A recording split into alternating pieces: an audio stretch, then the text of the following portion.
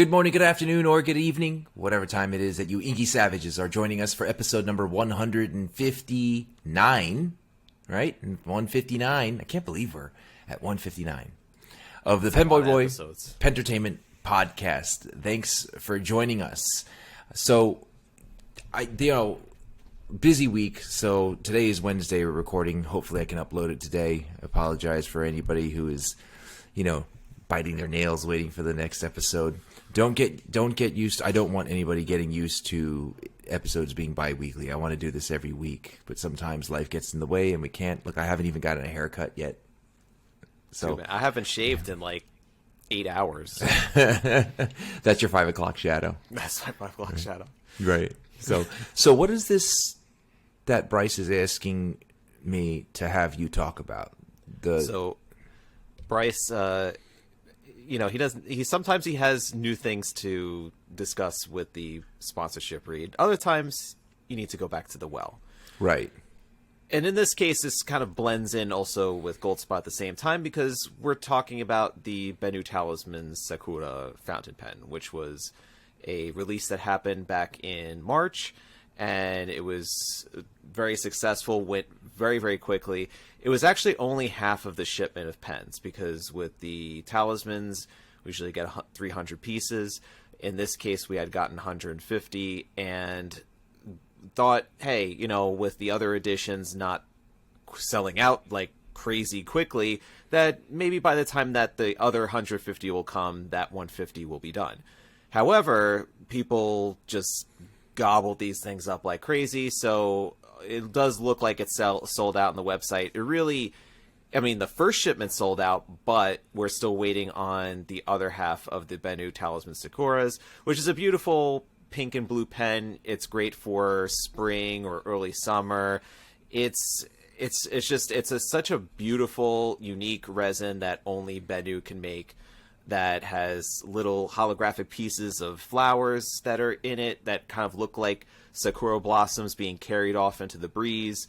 And it just is pearlescent, it's chatoyant, it's opulescent. It is really, really a cool pen that just defies the sense of imagination when you think about pretty sparkly pens. So it was that light blue and pink one. Yes. Right. Yes. Okay. Yeah, that was a gorgeous pen. I actually wanted one. You did. Hint. Yeah. Hint. Hint. Yeah. So those will be coming back, we hope. And the reason why it was delayed in the first place, the other half, is that Schmidt has nib delays in producing the adequate amount of nibs. So this may delay a lot of other Bennu items that, will be affected maybe in the next month or so. But we're expected to get them back in mid-May. So they'll be up on the goldspot.com website. Right now, you can sign up for an email notification on goldspot.com when you look up Bennu Talisman Sakura. You could go sign up with your email address there so that you'll get notified exactly when they come back into stock. And of course, me being who I am, I will make a big stink out of it, let people know on social media and whatnot through Goldspot Pens, at Goldspot Pens on the socials. And I'm sure that Bryce will also mention something on the luxury brand side of things too. So how many worldwide? 150? Right. So there was 150 to start with, and then the other half, the other 150 are coming in. So. So yeah. I have a question. Is it exclusive to Goldspot? Yes. Oh. Just like the Ice and Snow and the Royal Flush and the Shooting Star that we did last year, these are designs that we're concocting with Bennu for the Talisman line. Who designed the Sakura? I would say that is heavily a Kieran influenced item. She was moving towards. She was like, because once we figured out that Bennu could put a lot of those different shaped glitters, I think this was back when they introduced one of the pens that had a different shape other than just like a little circle piece of glitter. It's like, oh, you could put different shapes in there. Oh, let's do flowers. Let's do one that's like flowers, and it'll be like nice and pretty and purpley and pink and blue. And so it's like, all right, let's do that. So we worked on it. Had a couple of prototypes made, and settled on the Sakura. So that's awesome. Yeah, that's cool. Pen What does it designing cost? or come up with these ideas is like one of my favorite parts of the job for sure. So Yeah. What does the pen cost? oh geez, I think it's around like 150. I just have to double check that here. Just give me 1 second. Sure. No. So while he's looking that up, you guys can check the pen out on Goldspot. It'll say out of stock, but you can buy other stuff while you're at Goldspot, but just do it through the affiliate link in the description below, and make sure to use coupon code betta, BETTA, like the fish that I have in the background behind me. Use coupon code betta for an additional savings on all products on the Goldspot website, with some stinky exclusions applying. So the talisman is $154 retail price, but with everything, with the discount, it comes down to $123.20. So when you say with the discount, are you talking about just the standard 20% discount that retailers are allowed to give? And then you could throw on that betta, I believe. Yes. Yeah, you can throw on coupon code betta to get a little extra, which is great. So you're really getting a lot of savings by listening to this podcast. So awesome. I see people take advantage, and I appreciate it. Thank you. Are they? I feel like since we're changing it every month, that's if people are behind episodes. People are hitting that coupon code hard every time that we change it. That's the one that ends up getting used. So I love it, and make sure you guys get your free sticker. Put down #FireTom somewhere in the notes of your order, and you get yourself a free sticker. And then if you already have the sticker, give it to someone who doesn't listen to the podcast, and get them into the podcast, and let's help spread the Fountain Pen virus. Something to talk about. Yeah, you got something to There you go. And finally, brlcoffeeco.com. Be sure to use coupon code ROY at checkout for additional savings on all products on the brlcoffeeco.com website. And try Kiss of Life, though I think Tom's favorite one is what, Chanel? I liked Chanel and Lovesick. I like that one too. Lovesick is also good, yeah. All the coffees are really good. I just like the one that gives me the most jolt and bang for the buck in terms of caffeine, so that's why I go for the blondest roast that they have to offer. I love it. Not the crackhead jitters. Yeah, but it doesn't give you the crackhead jitters. It's just smooth, and it's just awesome. So, again, brlcoffeeco.com. Use coupon code ROY at checkout.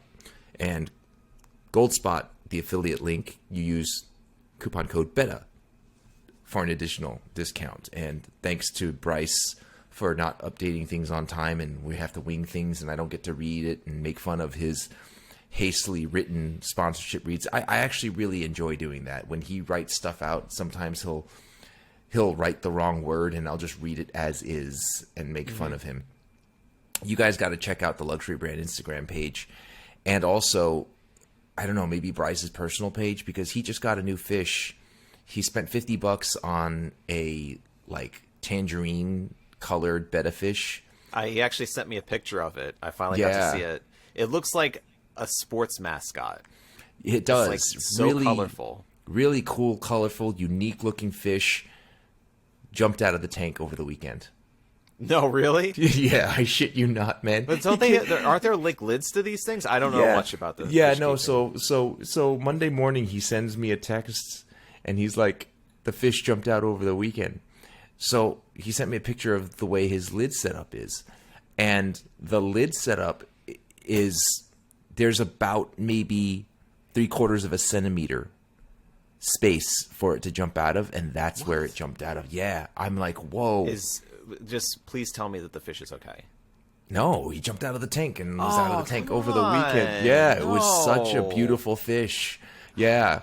So he was pretty heartbroken about it, and he just. So I told him what you need to do is you need to take the airline tubing from the air pump and slice it vertically, and then put the sliced end on the edges of the top, the glass top, so that way there's no space. Yeah, so it was too bad. So I think he's going to get another fish. In the meantime, he has about 10 fish that 10 shrimp, assorted different colored shrimp, because I told him shrimp are awesome in a tank, because I have 36 shrimp in the 20 long behind me. And he ordered them from Aquahuna, which is a really good place to get shrimp. But yeah, but thanks to Bryce for the sponsorship reads not being on time and not giving me the joy of reading what you write out. But I want to get started with this week's episode of the PenBoyRoy Entertainment Podcast. Thanks for joining us for episode number 159. But before we get started, I want to give you guys a quick disclaimer. This podcast is not scripted and therefore will contain potty mouth words, both from Tom and I, mostly from me. So be forewarned, you have been warned. Now, on to the podcast. The PenBoyRoy Entertainment Podcast. Stay savage.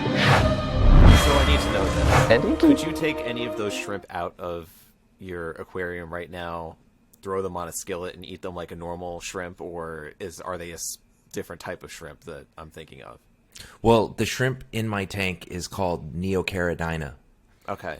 So that's their science-y fucking name, right? That means is it the type of shrimp that you dip in a cocktail sauce, or no, your keto equivalent of cocktail sauce? What you should know about Neocaridina shrimp is they grow to at most about an inch long. So that's if they're really large. No, so right now they're all about half an inch. That's what they make popcorn shrimp out of, right? No. Okay. And I'm telling you, ordering shrimp online, it's the weirdest thing. Like, because I'm used to ordering stuff online through Amazon, through pen vendors, Gold Spot, things like that, and everything comes really neatly packaged. But I also see times where, you know, you'll send me a package from Gold Spot and the corner will be all banged up, and it's like the USPS or UPS carrier, they don't give a shit. They just throw shit on to the shelf in the truck, and actually, when they get to your door. I took a hammer to that package. Sometimes I just need to, out of frustration, just hit the corner of a package with a hammer and then send it out to you. Right. So you might as well be mine.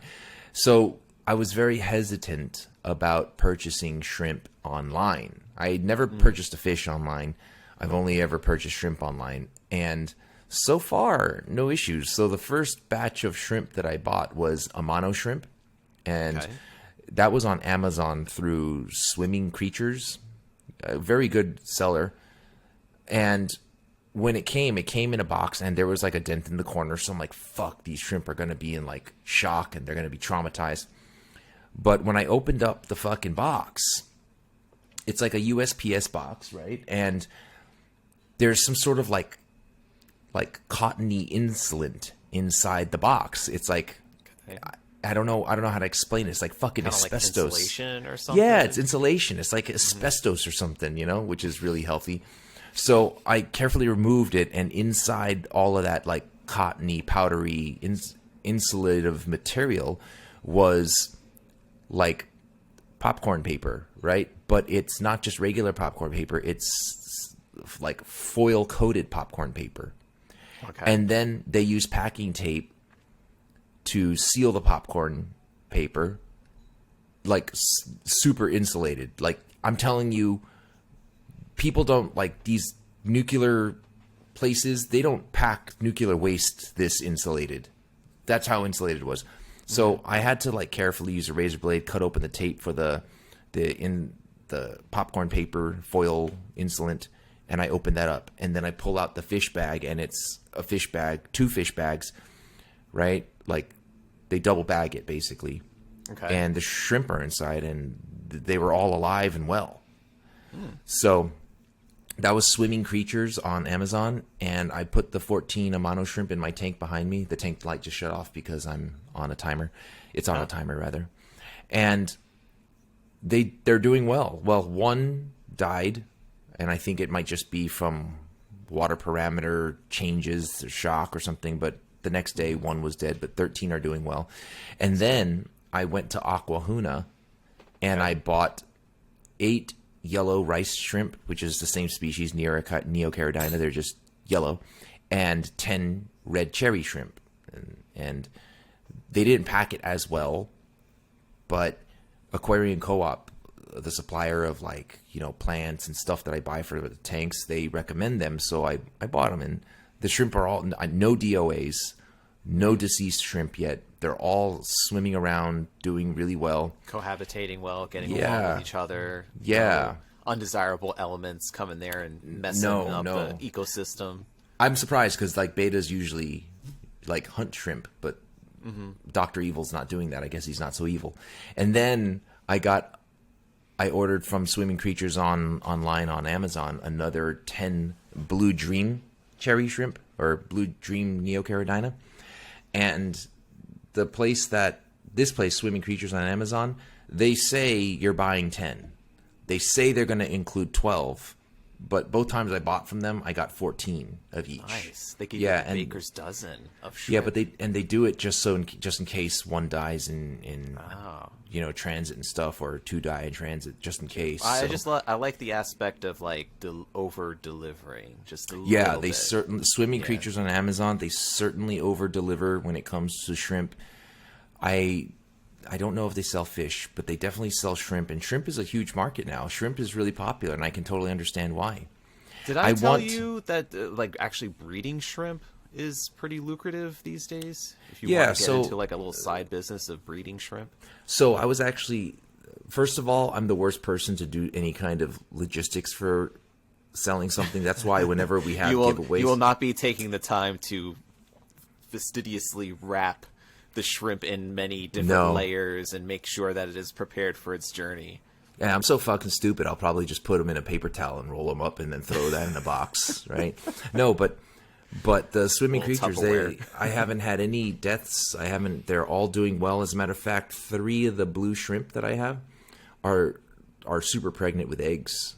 So if I wanted to breed them, what'll probably happen is they'll lay the eggs in this. You see half the tank is coated in grass. That's actually Java moss. They'll lay it in there. The babies will stay in there, and more than likely, the cardinal tetras or the betta will eat some of the babies. Mm-hmm. But circle of life. Yeah, I may establish an aquarium for shrimp, but the thing is, though, I'm just not interested in breeding shrimp and selling them. I mean, I know people make a good amount of money as a side business doing that, because they'll have a 10-gallon tank with hundreds of shrimp. In a matter of 3 months, you can start with 20 and then end up with hundreds of shrimp. And then you could sell it to your local fish store.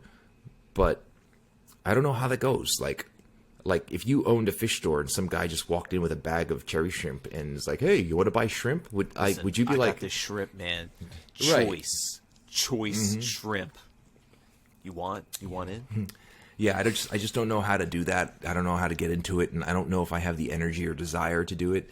I just like to keep fish and shrimp because I like to keep fish and shrimp. So yeah, you are a fish keeper, not a fish giver away or seller. Yeah, or seller. And I actually established. So do you remember behind me? I had a 10-gallon setup. Mm-hmm. I upgraded that to a 20 long. That 10-gallon was sitting off to the side doing nothing. So I actually. I had a 5-gallon also, and I set that up at my desk at work. And then everybody at work in the office is like, "Oh, I want a fish tank. I want a fish tank." So I'm like, "All right, we'll set up an office fish tank." I have a 10-gallon, so I just aquascaped a 10-gallon. I used driftwood, Java moss. I created some trees. It looks really nice. I'll send you a picture. But now I'm just waiting for that to go through the nitrogen cycle so I can safely add fish. But we don't know what we're going to add in it yet. Okay. But in that tank, I have my Aquarian Co-op sponge filter set up. Everything is running. And I have this stuff called Fishless Fuel by Fritz. And basically, it's pure ammonia. You drop it in the tank, so that way it starts the nitrogen cycle. Because the way the nitrogen cycle works is, if you put a fish in there, you're making it susceptible to death. Because what happens is you'll feed the fish.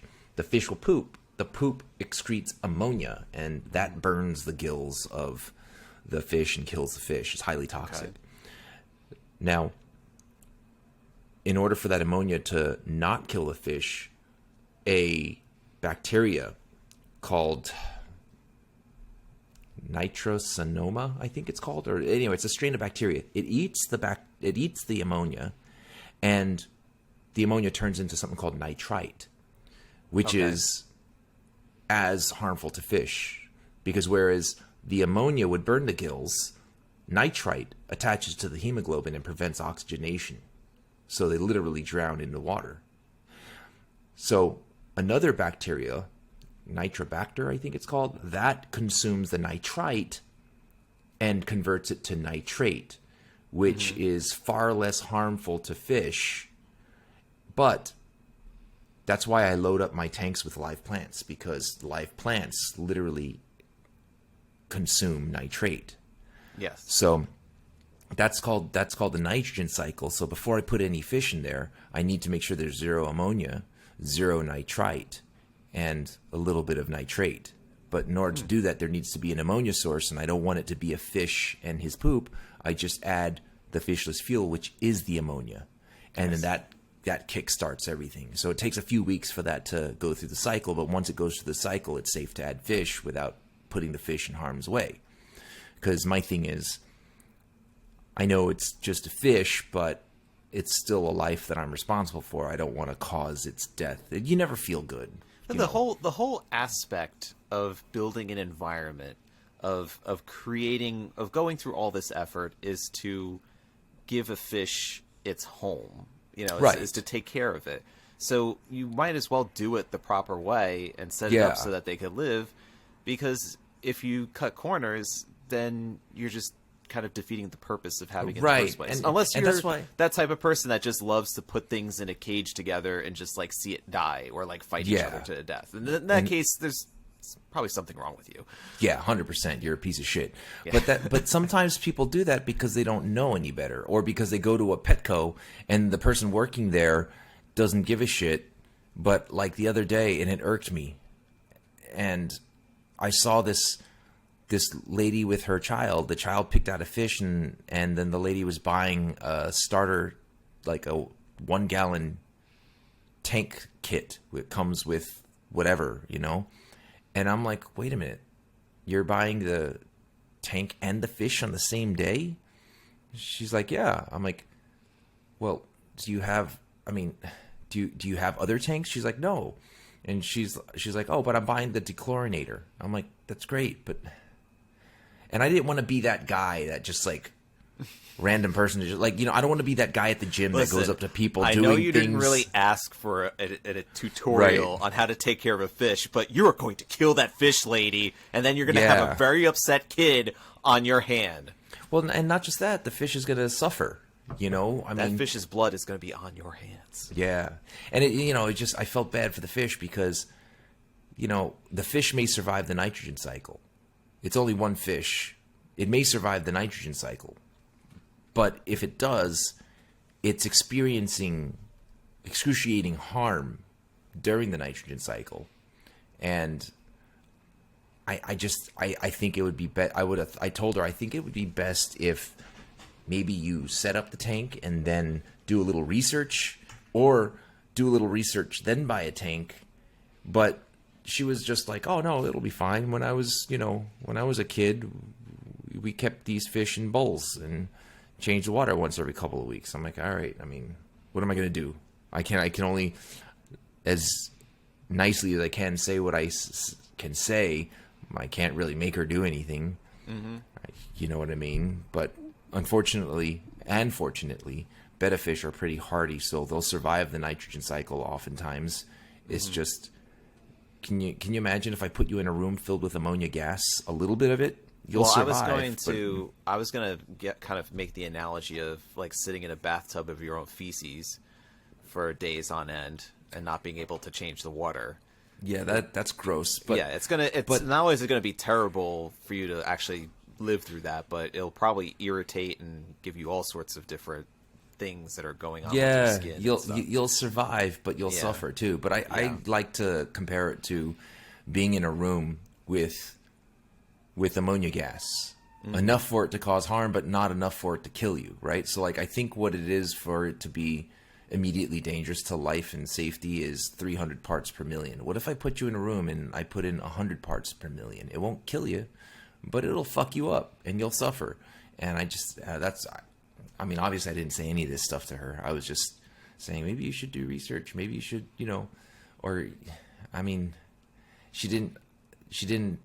wasn't I wasn't going to change her mind, Oh. So it is what it is. I tried. Yeah. But it's now also... now that we've officially shaken off everybody starting this episode. All right, only the diehards are here. Only the diehards are here. Right. I have a story to tell. Is it pen related? Because I'm tired of not talking about pens. All right. Yeah. So you remember the day that you came with Bryce, and you guys were at Gold Spot, and we were doing the videos and whatnot, that I had ordered a pen. I mean, not a pen. I ordered a nib. Remember, I was like, I have to order this nib. Oh, I remember that while we were like trying to talk, you were I on your had an phone. alarm set. I was just like, I was ready. Yes. I was good to go. There was Yes. a launch. There was a launch of this. I have actually right here. This alchemy nib from The Good Blue, which is a UK company. So this was a flex nib. So I have a story about this. Okay, let's hear it. Because I had gotten it. It was one of those release type of things where it was like, oh, this is a release drop. I think it quickly sold out or whatever. I don't know how quick, but I got one. And I was eager to try it out. It looked a lot more flexible than the other titanium flex that I had used on my Good Blue. It's like R615 or whatever the model number is, fountain pen. It's a nice aluminum pen that has a brass grip section and a knurled section that connects with the rest of the aluminum barrel. It's a pretty nice pen altogether. The thing is that the titanium nib really wasn't all that flexible. Like, it's a very stiff nib to begin with, so I was putting The a lot of titanium pressure. nib, really? The titanium was very, very stiff, and I could get it to flex, and the ink flow was consistent. It just wasn't very flexible. It was more or less just kind of giving me more ink flow rather than actually spreading the tines. So it's kind of surprised. similar to like how a Noodler's Ahab would be, or something like that. It's But really not. I did what so Bach uses titanium to make nibs, and I've tried many of the Bach nibs that are made of titanium, and I find that they're very flexible. The only problem is titanium doesn't have the spring back that gold has. So what ends up happening with titanium is that you flex it. If you take it too far, it stays too far. Who made the titanium nib for the one that you said was stiff? It's supposedly it's from them directly, because I don't know if they get them from anywhere else, but it's got a pretty unique imprint on it, where it's like the slit is right down the middle too. I don't know if it's maybe made by another manufacturer and they just kind of do the engraving that's on it, because it says "For the Love of Flex" on it. But that's kind of beside the point, because I was buying this other alchemy nib which there were some videos I had seen on their Instagram that made it look like the perfect wet noodle type flex nib, like the type that you would see with one of those Zebra G nibs that super flex, Right. and Right. if it's made out of stainless steel, it's not going to corrode, which is kind of like the ultimate, combination of like functionality of the flex versus like not having to worry about having to swap the nibs out all the time or have to dipping it all the time. Okay. So I get the nib and I take it out and I'm recording everything. Because I'm kind of more about documenting things these days. And that's kind of like my own personal thing. It's not related to anything with my job. So I want to document it for myself and then be able to share my results. So I'm taking out everything, and I take it out of the package. And I'm like, man, this nib kind of looks a little gnarly. Like the cutouts on it. I'm not going to be able to show it on this video here. And plus, some people are listening too. Actually, that's not even the right nib. But the cutouts that were on there were really rough. What do you And there mean was the kind of cutouts? because there's like little side cutouts of the nib where it comes in on the wing, and they were pretty rough. Like where there's actually a little bit of metal material kind of like coming out of it that's not supposed to be. So I kind of picked that off. Are you talking about like scallops on the side of the Yeah. nib? Like, okay, Yeah, so kind like of the kind of like scallops- the Edison flex nibs. Right. A little bit more accentuated than that. So like they come in a lot more and a lot more, So but there was like some metal kind of flakes coming out of it, and then also like the feed also kind of seemed like it was a little rough and jagged, and I think it's because it's 3D printed or something to that nature, because it's supposed to be made exactly for that nib. But what ended up happening is I put ink in it, and it's just not writing. Not whatsoever. Like I could maybe, if I flood the feed, I could get a couple of strokes with it, but then it just dies out. And I see the reason why. The nib and the feed, there's a gap. Right. So there's there- too much of a gap. There's too much of a gap. The ink is not getting all the way through to the tip. Okay. And I'm somewhat versed in being able to do some slight adjustments and things like that. So I'm trying to tinker around with it myself. I asked I get in touch with Good Blue on Instagram to DM them and say, hey, my nib's not really working out that well. Could you give me some advice?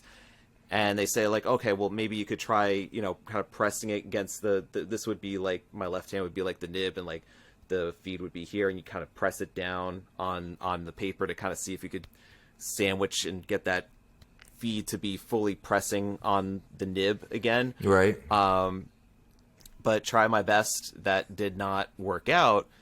Did you try heat setting it? I tried heat setting it too, and it just did. Nothing was seeming to get it to correspond with that. And it was just also too is that feed and nib were kind of very loosely placed into the collar of the nib section. Okay. So I could just easily just pluck the thing right out. Like it just almost kind of barely fit together. So I just don't think it was a good fit. I think that there was something that was slightly off about it manufacturing wise. So I was like, you know what?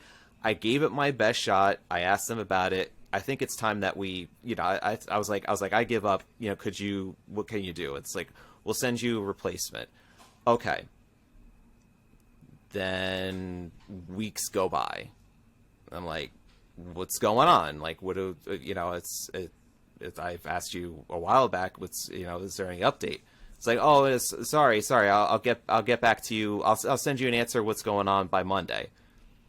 Then like Tuesday, Wednesday come, and I'm starting to think to myself, it's like, I paid good money for this, and it's already. What did you pay? It was like about 50 something pounds. So whatever that is in US dollars, maybe like $60-$70 maybe, including the shipping. So, wow. For a steel nib, it's pretty expensive, Right. But given that I was paying for that uniqueness of the type of nib that it is. So I go and I push them on it because I'm like, you know what? If I let this go on long enough, I'm not going to be able to get any sort of recourse if I need to like withdraw my funds from this transaction, because I'm not getting much response from them. They're just kind of pushing me off or whatever. So I'm like, you know what, I if you're not going to do anything for me, I'm just going to end up doing a chargeback, and then I'll just let people know what's going on.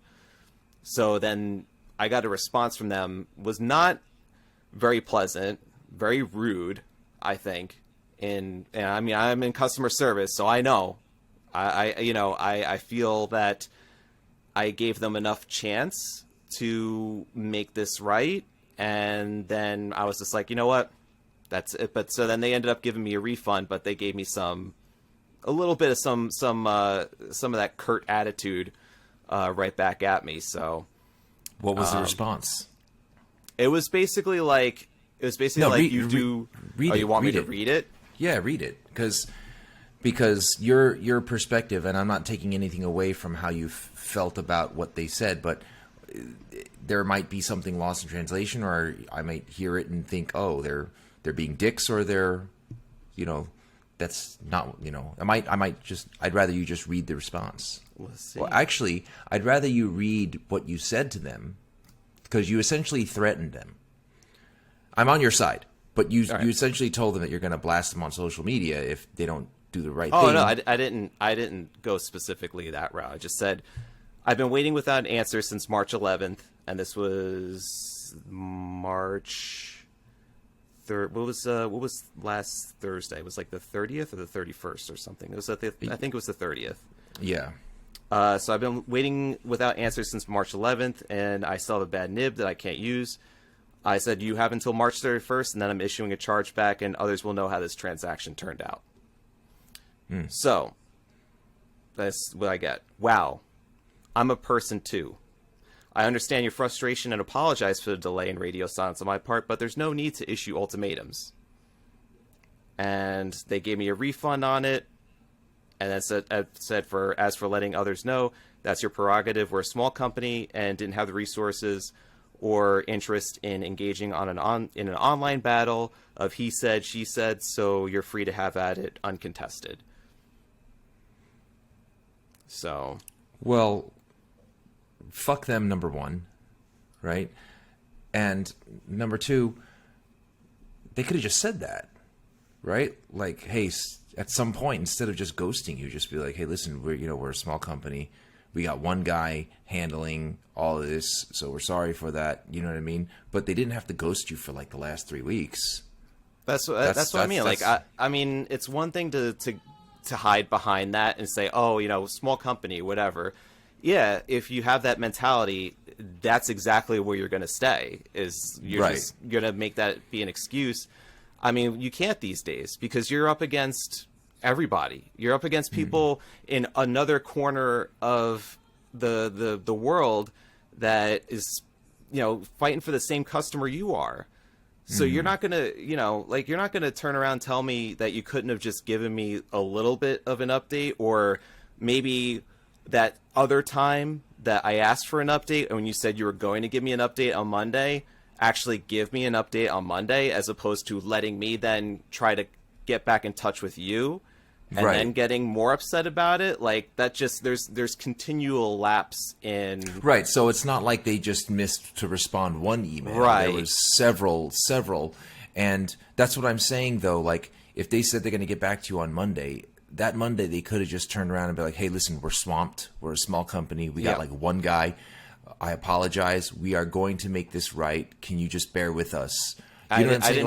I didn't feel like there was going to be any light to that tunnel. Like, that's where I was just at. I was like, I kind of feel like I'm being pulled along, and then hence the, hey, I gotta put my boundary up here and just say, if nothing's getting done by this time, which you could just say, okay, no problem. I'm sorry about that. I will get a shipment out to you, but it'll be coming out next week. And then it better sure as shit come that next week, because then there's going to be problems. But right. Well, that's the thing. You had to draw the boundary because they weren't getting back to you. You know? And remember I told you about that company? I forgot the name. Architecture? Yes, with the light. Yeah. So I think that, what you avoided was what happened to me, what happened to my wife, where they just kept stringing her along until there was no eligibility anymore for any recourse. And, my wife was asked out. Really, I don't know. If it happened to me, I wouldn't be as mad, but it happened to my wife, so I was just infuriated. But, yeah, you have to draw the line and be like, hey, listen, it's you said you were going to get back to me on Monday. You didn't. I'm writing to you now because I want to hear what you have to say, and then they still don't get back to you. You have to draw a line. Had to. And I didn't feel like I was being mean about it either. I was just like, you know what, this has got to happen right now. And then I did post on Instagram my experience, because I know a lot of people were looking forward to my thoughts on that nib. I was excited about it. I had teased that I was going to do like somewhat of a review or just give my thoughts about this, because a lot of people are always looking for different flex nib options. And, I've done the Blue Dew. I've done that one and playing around with that for a little bit. And then people know that I also enjoy flex nibs in general. Of course, yeah. I wanted to give my feedback on this particular nib, and I was hoping that I would get a nib that actually was a good piece that would actually work. But since I'm left with a nib that doesn't work and a refund, I just have that's all I have to go on. And I just feel like people need to know about that, because then they might be questioning, oh, maybe I should be getting that one. Tom was interested in that. I wonder how it's working out, but it did not for me. So right.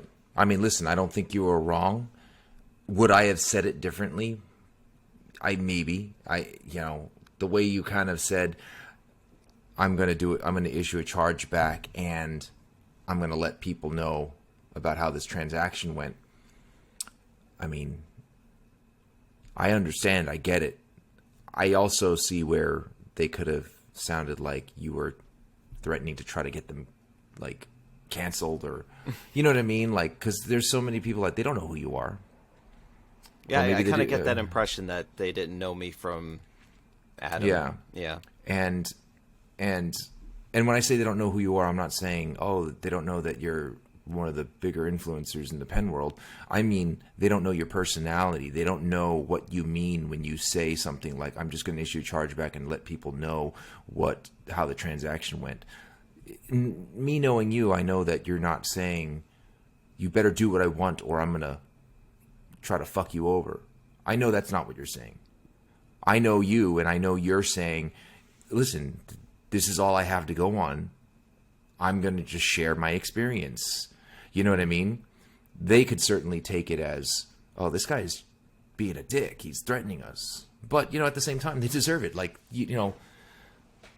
if you gave them chances and you're trying to make things right and you haven't asked for a refund, you just told them that there's a problem, you asked for their help didn't work, you're asking for a resolution, they said, I'm going to get back to you, and then they ghost you after that. That's not cool, man. That's not cool in any customer service industry.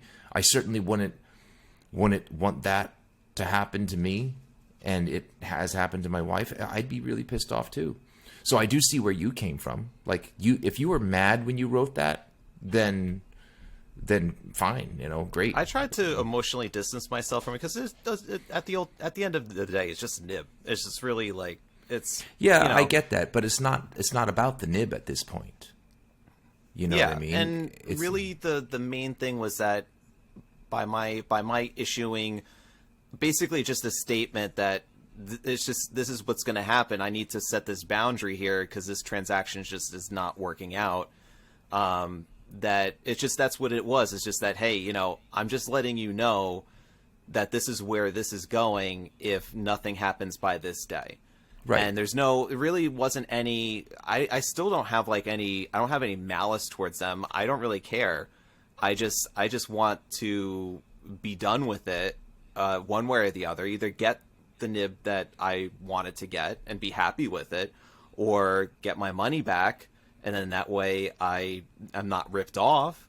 And then at the same time, I feel that there's a certain duty that I have that, people need to know, like, how my experience was. Well, absolutely. Because people look to you before they spend money on stuff.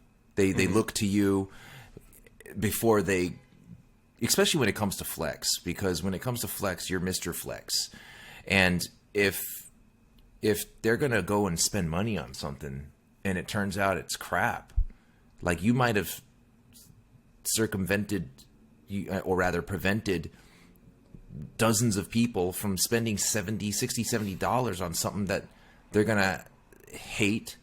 You know what I mean? And right. I mean, it's the same thing. The reason why you are incredibly honest with all of your reviews, and when you're talking about particular pen, you break it down to the nitty gritty, where if anything, trips your alarm, or you're just like, hey, there might be a problem here, like, you're going to be more than apt to share it with everybody. Well, and it's just because I've experienced too many times in my life where I'll watch a review on a game and they'll be like, oh, this game is great, and then I pick up the game and games are $60, $65 after tax, and I'm like, oh man, I don't feel the excitement that reviewer had for this game. I don't feel the enjoyment. Is something wrong with me? I don't know. You know what I mean? So a lot of times I'll do, pen reviews, and as much as I love the pen, like, for example, this one here, this is my Ryan Krusak Dragon pen, Legend 16 pen. Love this pen. Love it to death. But what drives me crazy is, and I sent it back to him to fix it for me, and then he tried, I think he actually made it worse. The thread assembly is separated from the barrel, epoxied in. It's not flush with the barrel, and it drives me nuts. But I sent it to him for that reason. He knew what I was talking about. He sent it back to me, and it's the same, if not worse. But I still love the pen. I love the pen. It is an amazing pen. That little Does your Ellie's tattoo one also have that too, or is it? No, the Ellie's tattoo one is not like that. And listen, it would have been better if the Ellie's tattoo one was like that and all the pens were like that, then I could live with it. But the fact that this one isn't, and he went to fix it, but then it didn't get fixed, it's just the same, if not worse. It irks me. I'll tell people about it, but I will also tell them that I love this pen because the scrimshaw on it is amazing. His art is stupid good. The cap is awesome. I love the way it writes. It's a Yovo number 6 size stainless steel nib, right? But that thing does annoy me. There's nothing I can do about it because I'm not going to send it back to the guy because he was telling me how difficult it was to remove and then re-epoxy it. Ooh. Just for me to have him do it again. And you know what it is? It is what it is. At this point, I can't live with it, but I will because I love it. And also because my wife was with me in, 2021, the DC Pen Show? And she let you buy it. She didn't just let me buy it. She bought it for me. Oh, no. I thought she just gave you permission to because you were just like... Yeah, well, I mean, listen, our money is... our money is our money. So, she gave me permission to buy it. She let me buy it. She bought it for me. All the same, though. Yeah. You know what I mean? So, as much as I love this pen, I'll tell you that drives me crazy. It doesn't exist on my Ellie's pen. It exists on this one. And it completely and totally drives me nuts. I have to live with it because the pen has sentimental value because my wife was with me at the DC Pen Show. Looking super adorable, photobombing pictures with me and my friends and stuff. And I have a lot of fond memories, and the pen is attached to those fond memories. But absent those memories, this pen is 100% gorgeous. It's amazing, except for that little separation between the thread assembly and the barrel. But it's not going to come apart. So, I mean, functionally, it's 100% sound, but aesthetically, it's 99% sound. That 1% makes a difference. It does. But it's important to talk about those things. Yes. And that is something that people may or may not care about, that little imperfection. But what you experienced with, what's this company called? The Good Blue Co. The Good Blue Co. Completely and totally unacceptable at the moment they started ghosting you, right? Like if they were going to work with you, if they said, "Oh, we'll get back to you on Monday," they got back to you. And like I was saying, if they just said, "Hey, listen, we need a little bit more time figuring stuff out. We're a small company. Can you bear with us for another week or so?" Yep. I'm pretty sure you'd be like, "Oh, okay. At least there will be a resolution. I can live with that."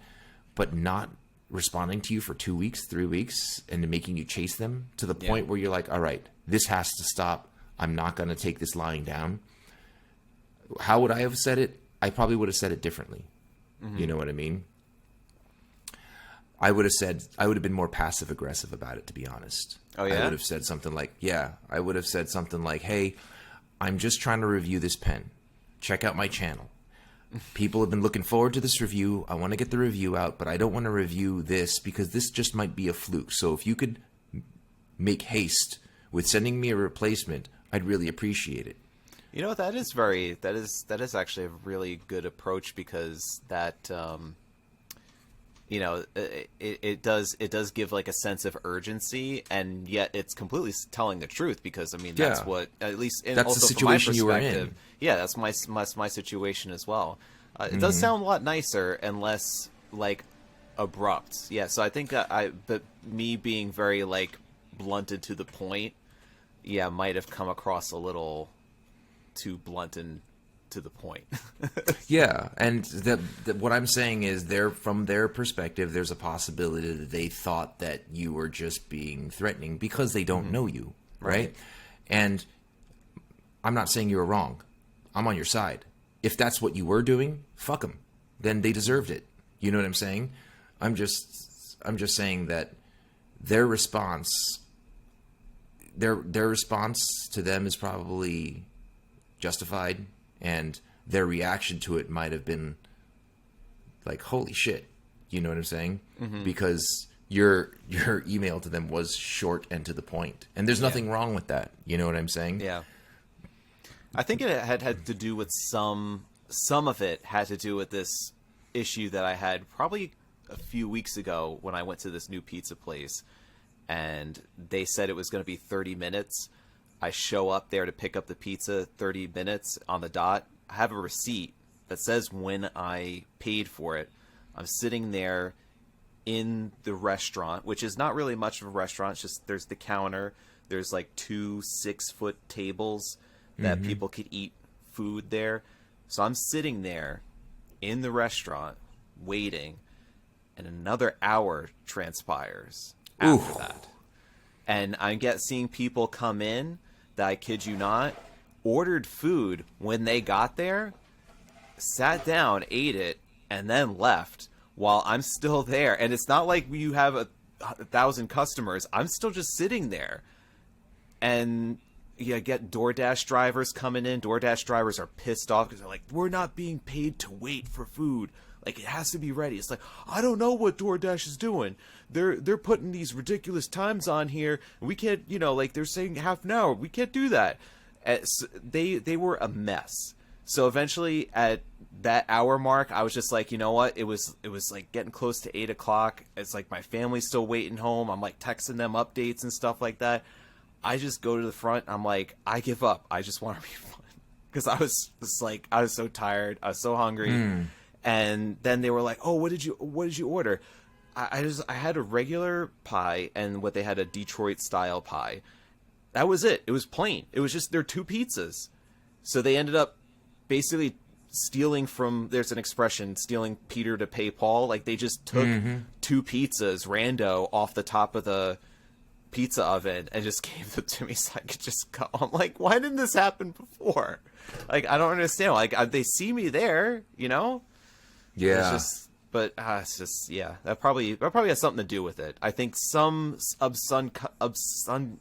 unconscious or subconscious sort of way just had something to do with it. It's getting me all riled up right now. Yeah, I mean, I totally understand because, like, you get frustrated at those situations, and frustration is like a piggy bank, right? You drop the coin in.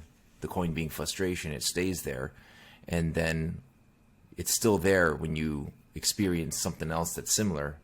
That feeling of frustration is still existing, and it still has an effect. You might not at the moment say, "Oh, I'm frustrated because of the pizza. This is a pen company. It's different," but it all accumulates. It all sneaks up and creeps up on you. Mm-hmm. That's a very, what do you call it? The fact that you're connecting it and recognizing it is actually being very self-aware. Yeah. Yeah, so a lot of people, they won't know because a lot of people, it's like paintballs in a bucket. You shoot paintballs into a bucket. After a while, the colors get all blended. You can't identify separate colors.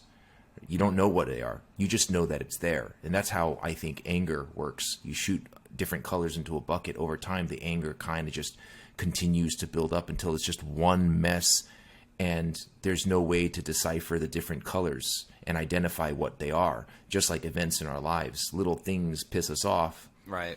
Each little thing is a paintball in a bucket. Eventually, it's all just a massive ball of anger, and then it gets overflowed, and you don't know what this is. It's just a mess of colors, and they're not separated. They're all just molded together, and it just makes you feel disgusting.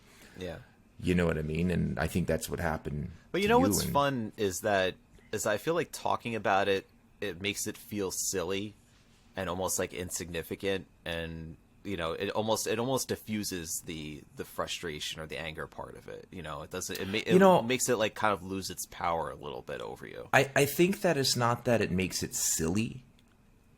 I just think that what it's doing is it's connecting how you feel with the incident, and it's enlightening you on why you're annoyed or pissed off about something unrelated. So, like, it's labeling the anger, and it's essentially reconstituting that paintball color into a solid single color that you can identify. Right. And I think once you're able to do that, it's no longer a mystery inside your brain, and you can kind of, now that you've solidified it into a single entity, you can kind of say, oh, this is what happened. It is what it is, and move on from it, right? Because that's what it is. Like, you have all these like pissed off feelings, and you're angry and stuff, and then you don't talk about it. It's just colors melting in a bucket. But when you do talk about it, it's like organizing those colors. And then when you're organized, it's not confusing and unknown anymore. It's acknowledgeable. It's recognizable. And that's what happens a lot of times. Like, that's why we do these podcasts, because sometimes you talk about shit that pisses you off, and then you realize that is why I'm feeling so angry. That's why I was so angry at the bank teller, even though he had nothing to do with the bus driver that told me to go kiss his ass, right? But if you talk about it, now you know, and then you might even think, gee, that bus driver was a real asshole. It's a good thing I don't take the bus very often. And then, you feel better about it. Yeah. And then I know like that usually you're the one that we've had some stories about before with, I think in particular with GameStop, or I think it was the Tourneau store. Yeah. There was that, Yeah. there was that occurrence there. There's been some like stories with the customer service or things that you could vent about, and I just feel like it's seldom where I even have like that sort of thought comes to my mind, because I don't really get I don't bring it to that level usually, or I guess I don't know, or maybe my bucket is differently shaped, so it's like it doesn't quite accumulate the paint, I don't know, in a different way. Well, what it is also is, I talk a lot too. So like that Tourneau situation, the GameStop situation, it doesn't piss me off anymore, because I literally called you and yammered about it for like an hour. Don't you remember? Like every time this shit happened to me, I'd be like, hey, Tom, you know what just happened? And I would talk about it. And I'd feel better because before those different paintball colors can melt into each other, right? I identify them and you're releasing that pressure before it builds up. Right. I don't want it to sneak up on me in 2 months. So I'll identify it, I'll label it, and I'll move on from it. You know what I mean? Mm-hmm. And I don't think it's just that, like, you have a bucket and it's like, first of all, we're extremely different. Like, I have a lot of, I guess, of things that got me angry. I've done and, dealt with things that left marks. You know what I mean? And sometimes, every time you deal with something like that, it's not just one paintball shot into a bucket. Sometimes it's 5. Sometimes it's 10. Sometimes it's 20. And then after a while, there's so many rounds paintballs going into that bucket, you lose count and you stop trying to count. You give up. You're just like, fuck it, I can't count. It is what it is. Let me just empty this paintball gun into this bucket, and then I'll worry about it later. Mm-hmm. And then you do that too many times. You know what I mean? I feel like your personality type, you're just definitely more organized than I am. Because, like you said, I have way more things that I rant and get pissed off about than you do. I think that's what it is just that every time you do shoot a ball into that paintball bucket, you acknowledge it. And you identify it, because most people, they don't know that they're getting upset about something that happened before at the current moment. Like you were talking about, you think that it was the pizza situation that amplified the frustration with the pen situation, right? Could be. A lot of people don't think that way. That's a lot of self-awareness that a lot of people don't have. So I think that's a good thing, because it's a good thing because I'll tell you why, and it's a selfish reason. I do a lot of things to annoy you, but you never take out other things that you experienced on me, which is why I love you so much. You know what I mean? Of all the things that I do that would possibly annoy you, you're very patient, and I can see why something that happened with your daughter, or something at work, or a pizza shop incident, I would do something and it would bring you back to that moment, and you'd be pissed off at me more than you normally would be. You know what I mean? I could see how that always connects. It's like stickiness. Right. Bad things happen. It gets stuck to current situations, even though the bad thing happened in the past. So I'm glad that you have that, because you're a good friend, and I think honestly, I can be very demanding and annoying. But I don't think I've ever been like upset or angry with you, though. Well, you had a dream one time that I brought a 30-gallon fish tank to your house, and you were pissed off at me about that. Yes. But I never actually did that, so right. You know, it was only the dream. It was only the dream version of you that got the lashing. Yeah. Right. What did you say to me in the dream? You just bringing this up to me just made me remember it in the first place, so I completely forgot about it. It's like, yeah, I did have that dream, right? You told me that the day that I actually brought a 30-gallon tank to the Gold Spot office. Wasn't that the same day? I think that's what prompted it, though. Like, because I think that, but in the dream, like, you brought it directly to my house. I'm like, what the hell am I doing with this thing? I don't want it. What did I do with that tank? That 30-gallon tank? I think you ended up giving it to Frank. Oh yeah, and then he breeded some cichlids, African cichlids. Now he has a whole bunch of fish that he doesn't want. Don't you remember when we had him on the show? He's like, if you want some free fish, just let me know.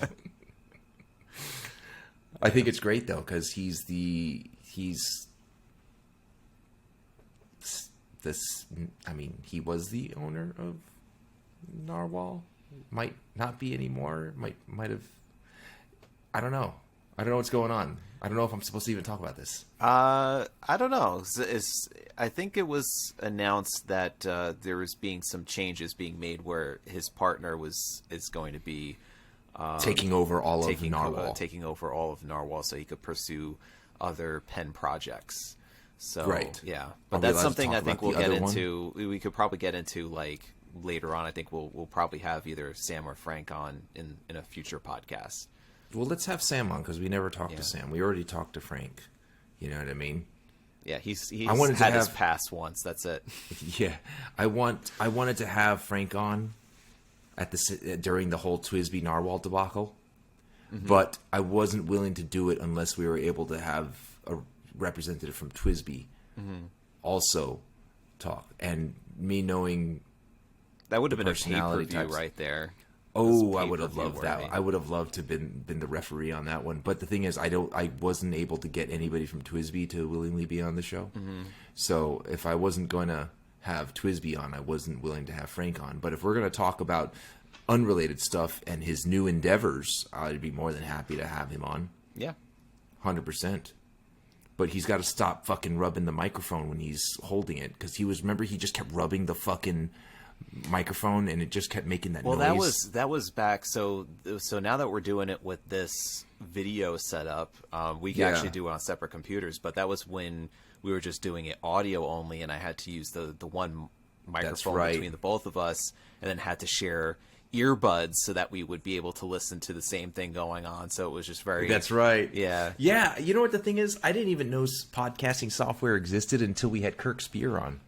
He was like, "Are you going to send me an email link?" I'm like, "What the fuck are you talking about?" He's like, "The podcasting email." I'm like,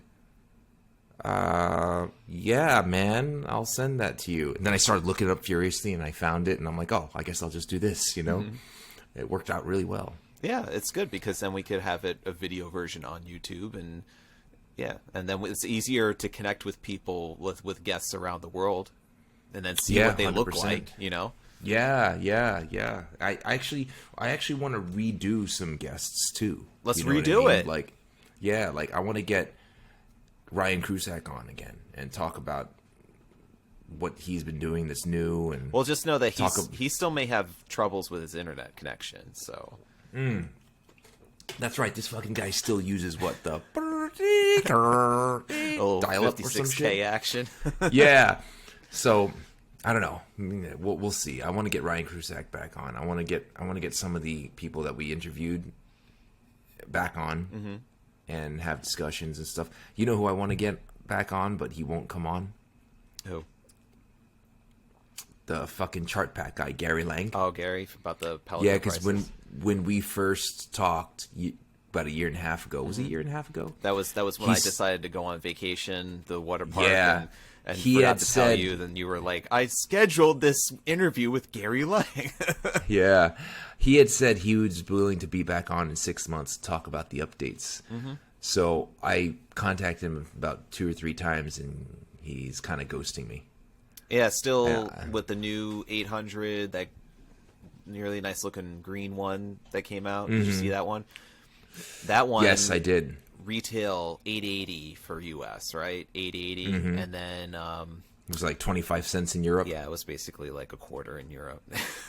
Yeah, pricing might need to be restructured.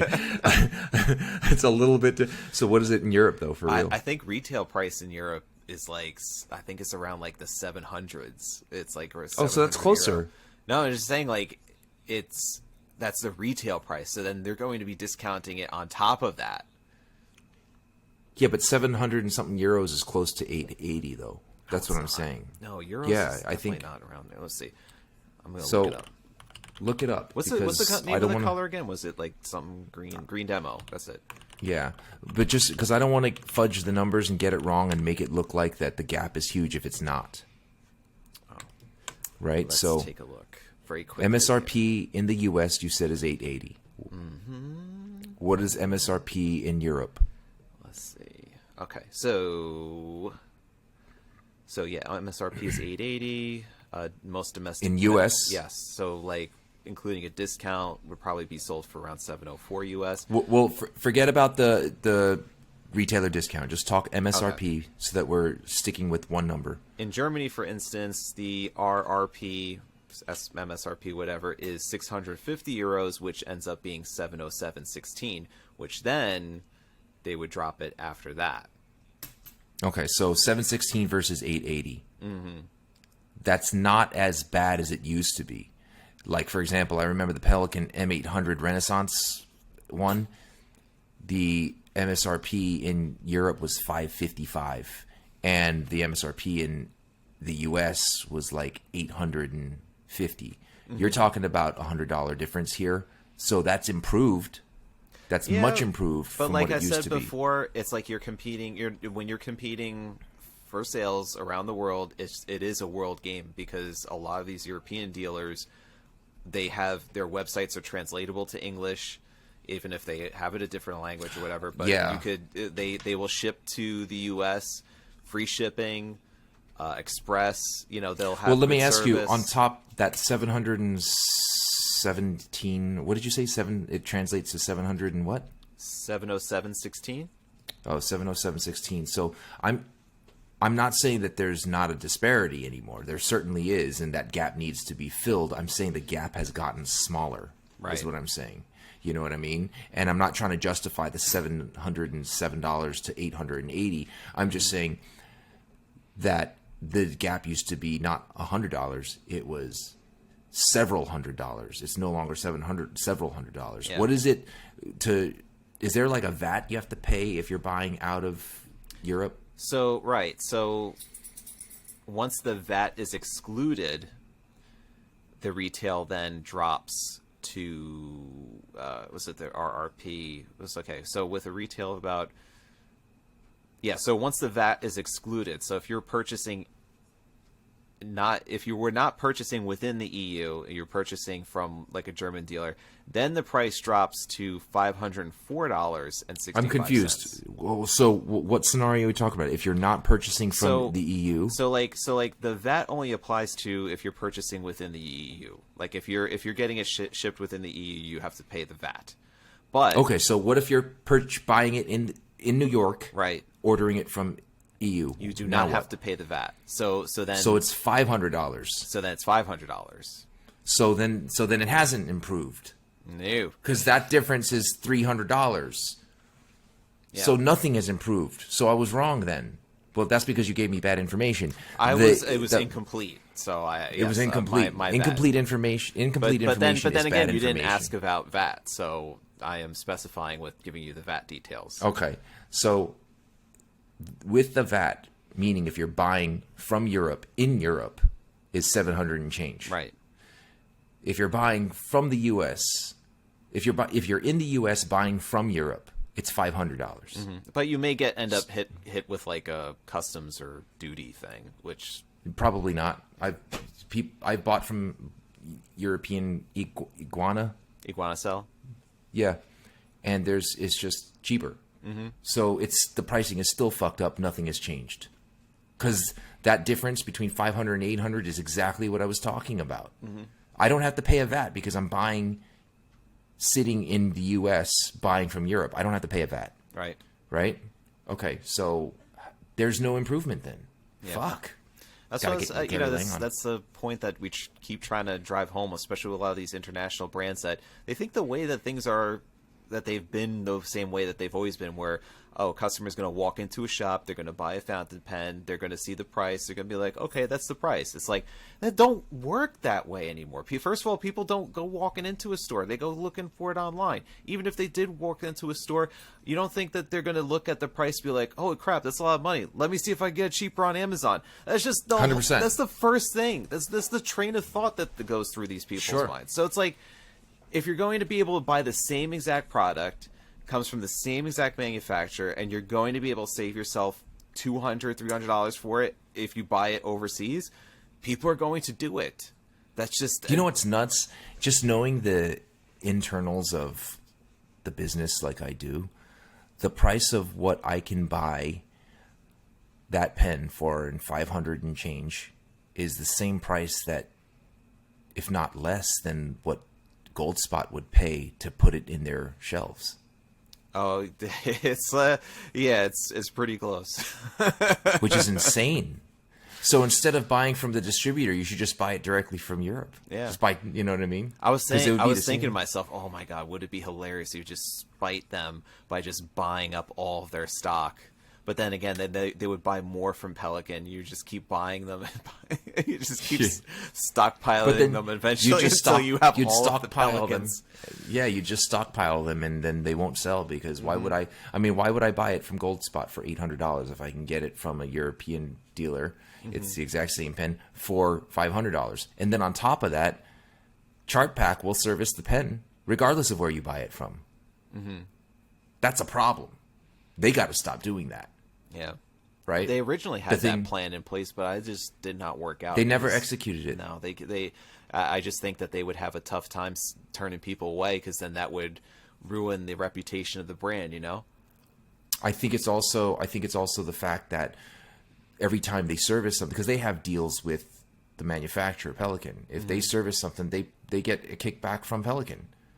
I don't know about that, but I'm just thinking that if you straight up refuse and say, oh, I can't service this because this was purchased, and then they'll be like, oh, well, I'm not going to buy Pelican pens ever again. And then they would feel the pressure from that and being like, oh, well, I guess we have to do something, because if people are not going to buy Pelicans, then we're screwed either way. So yeah. Well, I mean, I've heard from several people, and it's not verified, but several people have told me that they also make money servicing pens regardless of where they came from. Oh, really? Okay.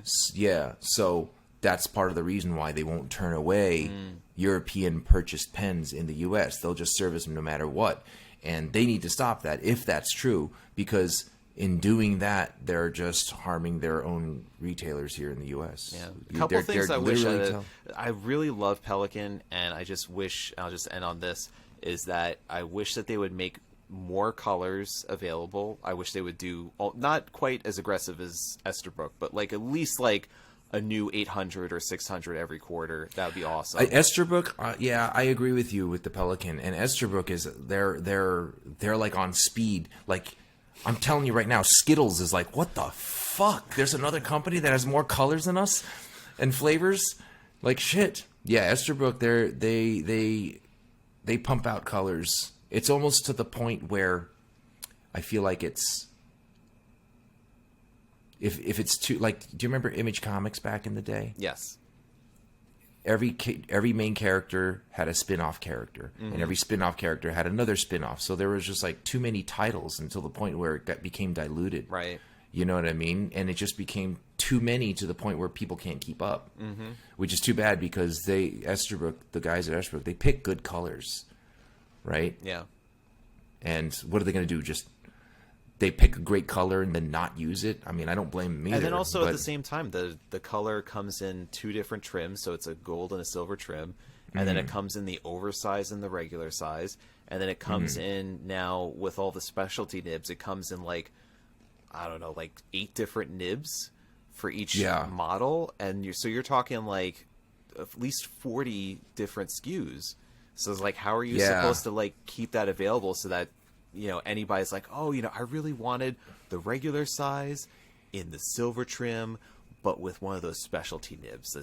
I feel like if you just don't pay attention a little bit, you lose track of how many models and styles that they have. I have a hard and time then trying it's to keep just track, and I work and in the yeah, and you're industry. dealing. I just feel like it's like at that point you're just gonna be like, all right, that's a cool brand. I'll look at it when I have time. Mm-hmm. You know what I mean? It's just, or you're just hit with a wall of selection, and you just become paralyzed by the overabundance and you're of just choices. like, oh, this is just too many, you know. So, and then you also think, oh, it'll always be available because they got so many. And then there's also like the negative connotation that comes with it too. If it's that mass produced, how good can quality be? You know what I mean? Like, there's always that thought. That doesn't apply to Esterbrook though, because they have good quality stuff. I'm just saying, if someone doesn't know any better, they could have that thought, because that's actually what somebody had said to me about Esterbrook, and I talked them down from that ledge. But they were like, yeah, they have so many, they just put out so many colors. It's like, how good is They're the just quality? pumping these things out without So reckless abandon. and I told them, I'm like, listen, Esterbrook is it's not an Edison, but it's a very good pen. And then I had to let them use mine, which I don't like doing, to convince them. So. Oh, you went there. You went there and you did it. Yeah. I had to let him touch my pen. And the moment the moment I handed him the pen and he was writing with it, and I didn't know his level of. I mean, he knows about fountain pens, so he must be good. But at that moment, I hated him so much. I'm like, if you fuck that pen up, I'm gonna myrtleize you. I'm gonna shove my fist down your throat and pull out your insides. I was getting so like, and then he's like, "Oh yeah, it is nice. Wow, I like the weight that I have, feel, and blah blah blah." You know, It's like, And why is the then- nib not writing anymore? It's like, wait, what? the same reason you're not breathing anymore. Anyway, I don't let people use my pens very often, but you know, when I do, it's for a purpose. But anyway, it's that time. We gotta call it quits. Yeah, I gotta upload this tonight. You know what I mean? So I gotta get all this stuff rendered, edited, and whatnot. And I do appreciate everybody joining me and having patience. Life gets in the way, so sometimes we can't get these things out on time, but we do look forward to them and we do really enjoy them. And I want to thank you guys for joining us for episode number 159 of the PenBoyRoy Entertainment Podcast. I love you guys. Be well, be safe. Stay inky.